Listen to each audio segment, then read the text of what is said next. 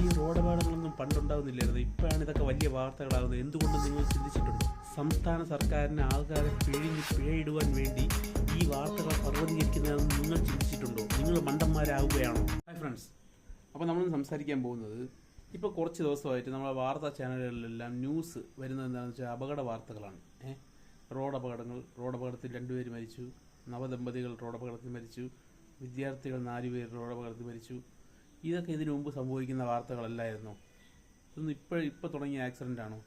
നിങ്ങളൊരു 2 മാസം മുമ്പുള്ള പത്രമെടുത്ത് നോക്കി നോക്ക്. അതിനകത്ത് കുറഞ്ഞത് 2-3 ആക്സിഡൻറ്റ് കാണും. പക്ഷേ അതൊന്നും അന്ന് വാർത്തകളായിട്ട് വന്നിട്ടില്ല. ഇപ്പോൾ അത് വലിയ വാർത്തകളാണ്. ഒരാൾ അപകടത്തിൽപ്പെട്ട് 2-3 പേരോ അല്ലെങ്കിൽ ഒരാൾ മരിച്ചാൽ പോലും ഇപ്പോൾ 24 ന്യൂസിലും റിപ്പോർട്ടർ ചാനലിലും അതൊരു വലിയൊരു വാർത്തയാണ്. പണ്ടത് അങ്ങനെയല്ലായിരുന്നു. എന്തുകൊണ്ടായിരിക്കും അത് എന്ന് നിങ്ങൾ ചിന്തിച്ചിട്ടുണ്ട്? നിങ്ങൾ വിഡ്ഢികളാവുകയാണോ? എൻ്റെ ഒരു ഇപ്പം കഴിഞ്ഞ ഒരു ചാനലിൽ കൊടുത്ത മന്ത്രി ഗണേഷ് കുമാറിൻ്റെ ബൈറ്റിൽ പറഞ്ഞതാണ് പുള്ളി. നമുക്ക് ചെക്കിങ് കൂട്ടും എന്ന് വെച്ചാൽ റോഡിൽ ഫൈൻ കൂടുതലായിട്ട് ഇപ്പോഴും നല്ലോടത്ത് ചെയ്യുന്നുണ്ട്, അതിനേക്കാളും കൂടുതലായിട്ട് ചെയ്യും.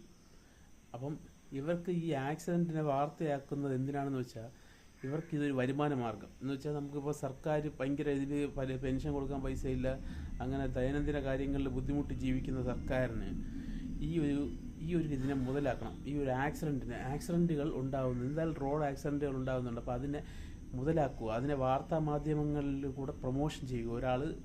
ഒരു ആക്സിഡൻറ്റ് പറ്റിക്കഴിഞ്ഞാൽ അതിനെ ഒരു സീരിയൽ കഥ പോലെ ഈ ചാനലുകളിൽ വന്ന് ഒരു വലിയ വാർത്തകളാക്കും. അവരെൻ്റെ വാർത്തകളാക്കും. എന്നിട്ട് അതിനെക്കുറിച്ച് ഇപ്പോൾ ആക്സിഡൻറ്റുകൾ കൂടുതൽ സംഭവിക്കുകയാണ് എന്ന് കേരള സമൂഹത്തിനെ നമുക്ക് തന്നെ തോന്നിപ്പിക്കും. കാരണം പണ്ടൊന്നും ഇതൊന്നും വലിയ വാർത്തകളല്ലായിരുന്നു, ഇപ്പം അത് വലിയ വാർത്തകളാണ് ഇതൊക്കെ. അപ്പം നമുക്ക് തന്നെ തോന്നും. അപ്പം ഇവരെന്ത് ചെയ്യും?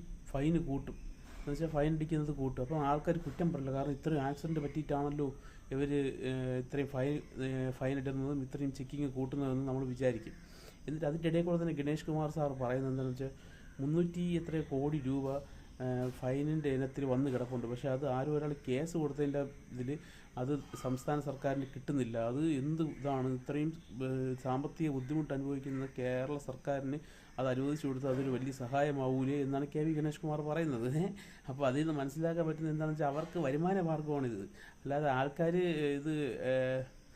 നിയമം പാലിക്കാത്തതല്ല അവർക്ക് പ്രശ്നം. നിയമം പാലിക്കാതിരുന്നാലേ അവർക്ക് വരുമാനം കിട്ടുള്ളൂ. അപ്പോൾ അതൊരു വരുമാന മാർഗ്ഗമായിട്ടാണ് അവർ കാണുന്നതെന്ന് നമുക്ക് ഉറപ്പിച്ച് പറയാൻ സാധിക്കും. എങ്ങനെ നോക്കിയാലും ഒരു 5-6 ആക്സിഡൻറ്റ് ദിവസം വലിയ വാർത്തകളായിട്ട് തന്നെ എല്ലാ പത്രങ്ങളിലും വരാറുണ്ട്. ഇത് പത്രങ്ങളിൽ വന്നുകൊണ്ടിരുന്ന വാർത്തകൾ ഇപ്പം വരുന്ന ന്യൂസ് ചാനലിലാണ്. അപ്പം തന്നെ നമുക്ക് മനസ്സിലാക്കാം. പിന്നെ ഇപ്പം ഈ AI ക്യാമറ വന്നതിന് ശേഷം ഭയങ്കരമായിട്ടുള്ള ഫൈനുകൾ നമുക്കിപ്പോൾ നമ്മുടെ ഇതിൻ്റെ വാങ്ങുന്നുണ്ട്. കാരണം എന്ന് വെച്ചാൽ ഒരു റെഡ് സിഗ്നൽ താണ്ടി എന്ന് പറഞ്ഞാൽ അവിടെ വരയുമില്ല, ഒന്നുമില്ലാത്ത സ്ഥലത്ത് നിന്ന് റെഡ് സിഗ്നൽ താണ്ടി എന്ന് പറഞ്ഞാൽ എനിക്കൊരു 3000 രൂപ അടിച്ചു. അത് മാത്രമല്ല, ഈ തിരുവനന്തപുരത്ത് തന്നെ കരമനയിലുള്ള ഓട്ടോ സ്റ്റാൻഡിലുള്ള ഓട്ടോക്കാരന്മാർക്ക് എല്ലാം 1-2-3000 രൂപയുടെ പെറ്റിയാണ് അടിച്ചിരിക്കുന്നത്. അത് മാത്രമല്ല, ഈ പെറ്റി അടയ്ക്കാൻ വേണ്ടി ഞാൻ നമ്മുടെ തിരുവനന്തപുരം എൻഫോഴ്സ്മെൻറ്റ് ഓഫീസിൽ പോയപ്പം അവിടെ കണ്ടത് ഒരു 100-150 പേര് അവിടെ പെറ്റി അടയ്ക്കാൻ വേണ്ടി നിൽക്കുന്നതാണ്. അപ്പം ഇവർ മനഃപൂർവ്വം ചെയ്യുന്നതാണ്. ഇതിൻ്റെ കുറേ വാർത്തകൾ വന്നിരുന്നു. ഇത് വെറും കരമനയിലുള്ള പെറ്റികളെല്ലാം വെറും ഇതാണ്. അങ്ങനെ കരമന പെറ്റി സിഗ്നലിൻ്റെ ലൈറ്റിൻ്റെ പ്രശ്നമുണ്ടെന്ന് പറഞ്ഞ് വാർത്തയിൽ വന്നിരുന്നു. എന്നിട്ട് വാർത്തയിൽ വന്ന് ഇനി കരമനയിലെ പെറ്റി അടയ്ക്കണ്ട, ഇത്ര ദിവസം തൊട്ട് ഇത്ര ദിവസം വരെ. എന്നിട്ട് ഞാൻ അവിടെ പോയി ചോദിച്ചപ്പോൾ അവർ പറഞ്ഞതെന്താണെന്ന് വെച്ചാൽ അങ്ങനെ ഒരു നോട്ടീസ് നമുക്ക് വന്നിട്ടില്ലെന്നാണ്. അപ്പം ഇതെന്താണെന്ന് വെച്ച് കഴിഞ്ഞാൽ നമുക്ക് അപകട വാർത്തകൾ വലിയ ന്യൂസുകളാകുന്നു. അപ്പോൾ അപകടങ്ങൾ കേരളത്തിൽ കൂടുന്നു എന്ന് നമ്മൾ മനസ്സിലാക്കണം. അങ്ങനെ അവർ പെറ്റി അടിച്ചാലും ബാക്കി ആരും കുറ്റം പറയാൻ പാടില്ല. ന്യൂസ് ചാനലുകൾ പോലും കുറ്റം പറയില്ല. കാരണം ഇത്രയും അപകടങ്ങൾ പറ്റുകയാണ്. അപ്പോൾ എന്നിട്ട് വേറൊരു കാര്യം എന്താണെന്ന് വെച്ച് കഴിഞ്ഞാൽ ഈ അപകടം ഉണ്ടാകുന്ന കാരണം എന്താണ്? ഇപ്പോൾ നമുക്കിപ്പോൾ ഒരു നവദമ്പതികളും അവരച്ഛന്മാരും മരിച്ചതെന്ന് വെച്ചാൽ അത് അവർ ഉറങ്ങിപ്പോയി, ഡ്രൈവർ ഉറങ്ങിപ്പോയി, അല്ലെങ്കിൽ വണ്ടി ഓടിച്ചിരുന്ന അച്ഛൻ ഉറങ്ങിപ്പോയി, അതാണ് കാരണം. പിന്നെ മറ്റേതെന്താണെന്ന് വെച്ച് കഴിഞ്ഞാൽ സ്പീഡിൽ പോയിട്ട് KSRTC ബസ്സിൽ എന്തോ സിനിമയ്ക്ക് വേണ്ടി തിരക്കിൽ ഓടിച്ച് പോയി രാത്രി ആ ലൈറ്റ് അടിക്കുമെന്ന് ഡിം ബ്രൈറ്റ് അടിക്കാത്തത് കൊണ്ട് ആ പ്രകാശത്തിൻ്റെ ഇതുകൊണ്ട് കണ്ണിലടിച്ചത് കൊണ്ട് അവർ പോയി ഇടിച്ചു എന്നാണ് നിഗമനം. അപ്പം അങ്ങനെ കുറച്ച് വിദ്യാർത്ഥികൾ മരിച്ചിട്ടുണ്ടായിരുന്നു. അതാണ് കാരണം. എന്നിട്ട് വേറെ 2-3 ആക്സിഡൻ്റൊക്കെ ഇതേപോലെ രാത്രികളിലും ഈ വെളുപ്പാങ്കാല സമയങ്ങളിലും ഉണ്ടാകുന്ന ആക്സിഡൻറ്റുകളായിരുന്നു. പിന്നെ സ്കൂൾ പിള്ളേരുടെ നേരെ ലോറി ഇടിച്ചത് അതും റോഡിൻ്റെ പ്രശ്നമാണെന്നുള്ള കാര്യവും ഇവർ കെ.ബി. ഗണേഷ് കുമാർ സമ്മതിച്ച കാര്യമാണ്. എന്നിട്ട് ഇവർ ചെക്ക് ചെയ്യുന്നത് എന്താണെന്ന് അറിയാമോ? വണ്ടിയിൽ എന്തെങ്കിലും ആൾട്ടർ ചെയ്തിട്ടുണ്ടോ, ഹെൽമെറ്റ് വെച്ചിട്ടുണ്ടോ? ഇതിൽ ഒരു ബൈക്ക് അപകടം പോലും സത്യം പറഞ്ഞാൽ ഇതിൽ വലിയ വാർത്തകളായിട്ട് വന്നിട്ടില്ല. പിന്നെ എന്തിനാണ് ഇവർ ഈ ബൈക്കുകാരന്മാരെ പിടിച്ച് ചെക്ക് ചെയ്യുന്നതെന്നാണ് ഞാൻ ആലോചിക്കുന്നത്. ബൈക്ക് അപകടങ്ങളൊന്നും വലിയ വാർത്തകളായിട്ട് വന്നിട്ടില്ല. ഇവർ ഈ മരണം കുറേ വലിയ വലിയ വണ്ടികളും KSRTC ബസ്സും ബാക്കിയുള്ള ഇതും ലോറി ഇടിച്ചതും ഇതിനൊക്കെ ഇത് ഇത്രയും വലിയ മരണങ്ങൾ നടന്നതുകൊണ്ട് ഇവർ ചെക്ക് ചെയ്യുന്നത് ബൈക്കുകാരന്മാരെ ഹെൽമെറ്റ് ഇല്ലെന്നോ, ലൈസൻസ് ഉണ്ടോയെന്നോ, പിന്നെ കാറുകാരെ ഓൾട്ടർ ചെയ്തിട്ടുണ്ടോ, ഇതൊക്കെയാണോ ചെക്ക് ചെയ്യേണ്ടത്? ഇതൊക്കെ ചെക്ക് ഈ അപകട മരണവും ഇത് ചെക്ക് ചെയ്യണം തമ്മിൽ എന്താണ് ബന്ധം എന്ന് വെച്ചാൽ, ഇതിൽ ഈ ഓൾട്ടർ ചെയ്ത വണ്ടികളാണോ ഇപ്പോൾ ആക്സിഡൻ്റ് ആയത്? ഇതിപ്പോൾ ഇവർക്ക് ഒരു വരുമാനം ഉണ്ടാക്കാൻ വേണ്ടിയിട്ടുള്ളൊരു മാർഗ്ഗം മാത്രമാണെന്ന് നമ്മൾ മനസ്സിലാക്കണം. അതിന് വേണ്ടിയാണ് ഞാൻ ഈ വീഡിയോ ചെയ്യുന്നത്. നിങ്ങൾക്ക് പറ്റുമെങ്കിൽ നിങ്ങൾ ഈ വീഡിയോ ആൾക്കാരിൽ ഷെയർ ചെയ്യണം. കാരണം ആൾക്കാർ അറിയണം, യുവമാർ ഈ ന്യൂസ് ചാനലുകാരും സർക്കാരും തമ്മിലുള്ള ലിങ്ക് അത് നിങ്ങൾ മനസ്സിലാക്കണം. ഈ ഒരു ആക്സിഡൻറ്റും ഇപ്പം കൂടുന്നില്ല. പണ്ടത്തെ ഇപ്പം പിന്നെ കെ.വി. ഗണേഷ് കുമാർ സാർ വന്നിരുന്നു പറഞ്ഞു, പ്രൈവറ്റ് ബസ്സുകാർ ആക്സിഡൻ്റ് ഉണ്ടായി കഴിഞ്ഞാൽ ആ ബസ്സിൻ്റെ പെർമിറ്റ് 3 മാസത്തേക്ക് ക്യാൻസൽ ചെയ്യും.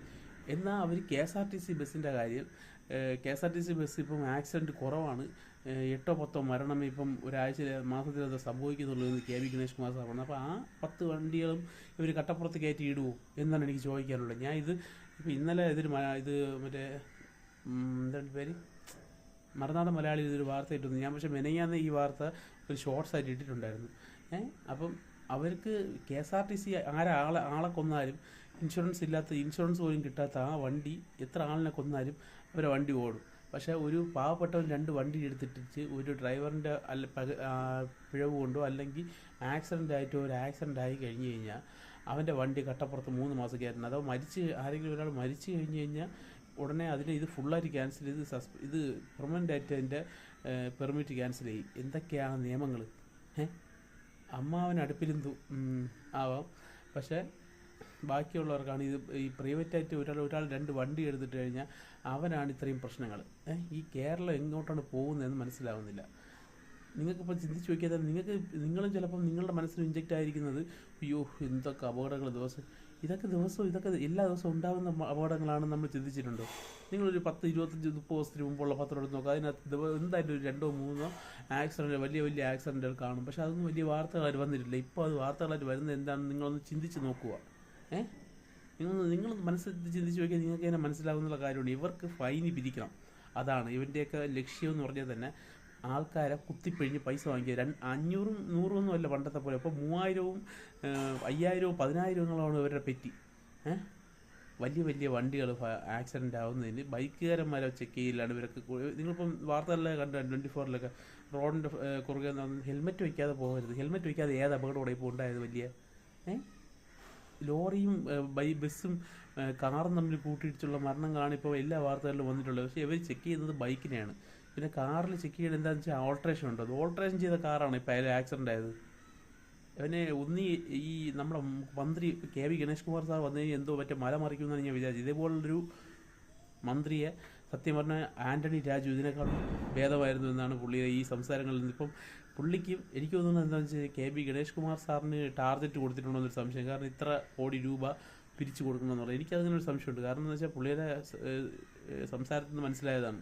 പെറ്റി നമുക്ക് കിട്ടിക്കഴിഞ്ഞാൽ സംസ്ഥാന സർക്കാരിൻ്റെ ഇത്രയും ബുദ്ധിമുട്ടുള്ള സംസ്ഥാന സർക്കാർ, ഞാൻ നോക്കിയപ്പോഴേ ഈ ഇന്ത്യൻ സംസ്ഥാനങ്ങളിൽ 2ാം സ്ഥാനമാണ് പെറ്റി അടിച്ചതിൽ കേരളത്തിൻ്റെ സ്ഥാനം. നിങ്ങളൊന്ന് നെറ്റിൽ സെർച്ച് ചെയ്താൽ നിങ്ങൾക്ക് മനസ്സിലാകും. ഈ ചെല്ലാൻ ജനറേറ്റ് ചെയ്തതിൽ കേരളത്തിൻ്റെ 2ാം സ്ഥാനം. ആദ്യം ഉത്തർപ്രദേശ് എന്ന് പറഞ്ഞു കഴിഞ്ഞാൽ 25 കോടി ജനങ്ങളുള്ള ഉത്തർപ്രദേശിലാണ് ഫസ്റ്റ്. അതിനേക്കാളും എന്തോ കുറച്ച് കുറവേ ഉള്ളൂ കേരളത്തിന്, 3 കോടി ജനങ്ങളുള്ള കേരളത്തിൽ. നിങ്ങൾക്ക് മനസ്സിലാക്കാൻ സാധിക്കും എന്താണ് ഇവിടെ നടക്കുന്നതെന്ന്. അവിടെയൊക്കെ ഭയങ്കരമായിട്ട് ആൾക്കാർ നിയമം പാലിച്ചിട്ടാണ് അവിടെ കുറവ്. ഇവിടെ മാത്രമാണ് ആൾക്കാർ നിയമം പാലിക്കാത്തത്. ഇവിടെയാണ് സത്യം പറഞ്ഞാൽ ഏറ്റവും കൂടുതൽ നിയമം ആൾക്കാർ പാലിക്കുന്നത്. ഉമ്മമാർക്ക് പിഴ കൊടുക്കാൻ പറ്റാത്ത, പക്ഷെ പിഴ നമുക്ക് എത്ര നമ്മൾ പാലിച്ചാലും ഒരു ജസ്റ്റ് ഒന്ന് മാറിക്കഴിഞ്ഞ് കഴിഞ്ഞാൽ അതിനൊക്കെ ഫൈൻ പറഞ്ഞതെന്ന് വെച്ച് കഴിഞ്ഞാൽ, ഞാൻ ഒരു കമൻ്റ് ഇടയ്ക്ക് കണ്ടായിരുന്നു, വലിയ സമ്പന്ന രാജ്യത്തെ നിയമവും ദരിദ്ര രാജ്യത്തെ റോഡും എന്ന്. ഇപ്പം കെ.ബി. ഗണേഷ് കുമാർ സാർ പറഞ്ഞു വെച്ചാൽ വലിയ റോഡുകളൊക്കെ ഇപ്പോൾ നന്നായി. റോഡുകൾ നന്നാകുമ്പോൾ ആക്സിഡൻറ്റ് കൂടും. റോഡെന്ന് പറഞ്ഞ് നന്നാക്കാതിരിക്കാൻ പറ്റുമോ? ഏത് റോഡാണ് നന്നാക്കിയത്? നിങ്ങൾ റോഡ് നന്നാക്കി, കേന്ദ്രത്തിൻ്റെ പൈസ കൊണ്ട് കുറേ റോഡ് നന്നാക്കി. പിന്നെ ഓരോ റോഡിൻ്റെ റോഡിൻ്റെ മുകളിൽ ഒരു ഡ്രെയിനേജിൻ്റെ ടാങ്ക് അത് പൊങ്ങി പൊങ്ങി പൊങ്ങി പൊങ്ങി നിൽപ്പുണ്ട്. അതിൽ തട്ടി എത്ര പേരാണ് വീണിരിക്കുന്നത്. അതിൽ നിന്ന് രണ്ടുമൂന്നും മരിച്ചാൽ മാത്രമേ ഇതൊരു വലിയ വാർത്തയായിട്ടുള്ളൂ. അതൊന്നും ഈ റോഡിൻ്റെ അപകടങ്ങളൊന്നും വലിയ വാർത്തകളിൽ വരില്ല.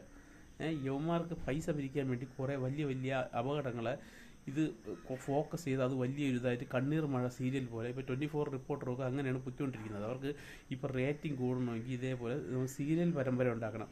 കുറേ ആക്സിഡൻറ്റുകളൊക്കെ സാധാരണ ഉണ്ടാകുന്ന ആക്സിഡൻറ്റുകളെ ഇവർ പൊക്കി നവദമ്പതികളായിരുന്നു, അവർ ഹണിമൂണിന് പോയതാണ്, എന്തൊക്കെ സ്വപ്നങ്ങളോടുകൂടി ആയിരിക്കും അവർ വന്നത് എന്നൊക്കെ ഉള്ളത് പറയുമ്പോഴത്തേക്കും മലയാളികൾക്കൊരു പ്രത്യേകതയുണ്ട്. മലയാളികൾ സീരിയൽ കാണുന്ന മലയാളികളാണ്. അപ്പോൾ അവർക്ക് ഇതൊരു കണ്ണീർ മഴ ചന്ദനമഴ പോലെ.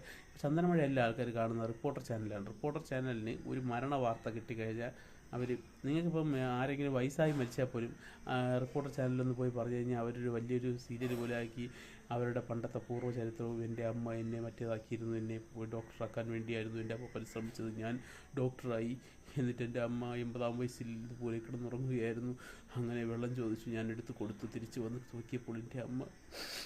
അങ്ങനെയൊക്കെയുള്ള വാർത്തകളാണ് ഇനി അങ്ങോട്ട് റിപ്പോർട്ടർ ചാനൽ ഇതിനേക്കാളും അപ്പുറം അതപ്പതിച്ച വാർത്തകളായിരിക്കും വരാൻ സാധ്യതയുള്ളത്. അപ്പം നിങ്ങൾക്ക് ഞാൻ ഈ വീഡിയോ ചെയ്യുന്നത് എന്താണെന്ന് വെച്ച് കഴിഞ്ഞാൽ നിങ്ങളൊന്ന് മനസ്സിലാക്കണം, ഒരു ആക്സിഡൻറ്റ് ഇപ്പോൾ കൂടിയിട്ടില്ല.